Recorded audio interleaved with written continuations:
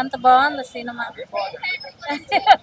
ఆ మాటలు పేదల కోసం మాకు నచ్చింది. పేదల కోసము, స్టీల్ ఫ్యాక్టరీ కోసము బాగుంది. వైజాగ్ స్టీల్ ప్లాంట్ గురించి దాని యొక్క ఇంపార్టెన్స్, అదే విధంగా గద్దరన్నని బాగా చూపించారు.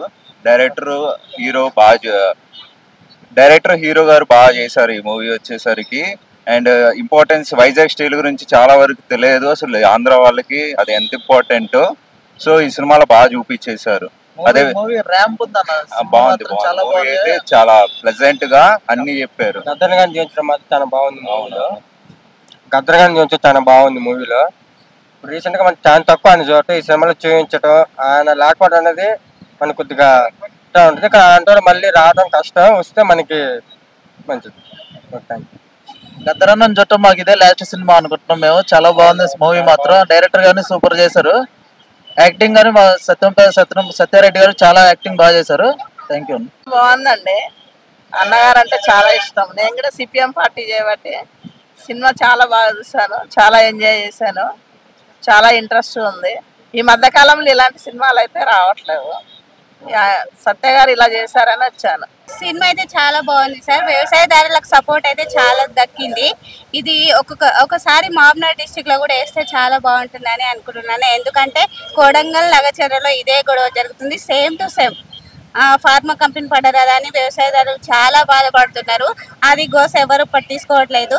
ఈ మూవీ ఆల్మోస్ట్ అందరు చూసి అందరిలో ఇంకా విజయం బాగా రావాలని కోరుకుంటున్నాను. మూవీ అయితే చాలా బాగుంది.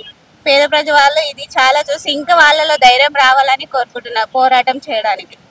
ఓకే, అనే సినిమాని సూపర్ హిట్ అవుతుంది అని కోరుకుంటున్నా. పక్కా సూపర్ హిట్ అవుతుంది. బాగుందయ్యా, ప్రజల కోసమా ఆలోచించి తీరండి.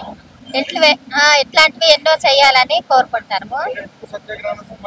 విశాఖ ఉక్కు ఆంధ్రుల హక్కు నినాదంతో 32 మంది ప్రాణ త్యాగాలతోటి తెలంగాణ ఆంధ్రప్రదేశ్ కలిసి ఉన్నప్పుడు ఉమ్మడి ఆంధ్రప్రదేశ్ లో జరిగిన పోరాటాల ఫలితంగా, ఉస్మానియా యూనివర్సిటీలో సైతం జరిగిన కాల్పుల ఫలితంగా, తెలంగాణ గడ్డలోని జగిత్యాలలో సాయిరెడ్డి కూడా వైజాగ్ స్టీల్ ప్లాంట్ కోసం ప్రాణాలు అర్పించినందుకు ఫలితంగా మొత్తం 32 మంది రక్త తర్పణాలతో ప్రాణాలు అర్పించుకొని సాధించినటువంటి విశాఖ స్టీల్ ప్లాంట్ ప్రైవేటీకరణ కాకూడదని ప్రజా యుద్ధ నౌక గద్దరన్న ఆశయాల మేరకు ఆయనే స్వయంగా పాటలు రాసి నటించి తెలుగు జాతికి ఒక ఆణిముత్యం, ఒక బైబిల్, ఒక ఖురాన్ లాంటి, భగవద్గీత లాంటి ఒక కళాఖండాన్ని, ఒక అద్భుత గ్రంథాన్ని తెలుగు ప్రజలకు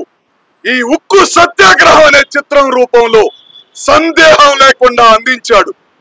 ఆ సినిమాలో ఆయన నటించిన నటన భావితరాల తెలుగు జాతి, ప్రపంచంలో ఎక్కడున్న తెలుగు వారు కూడా గౌరవించాలి.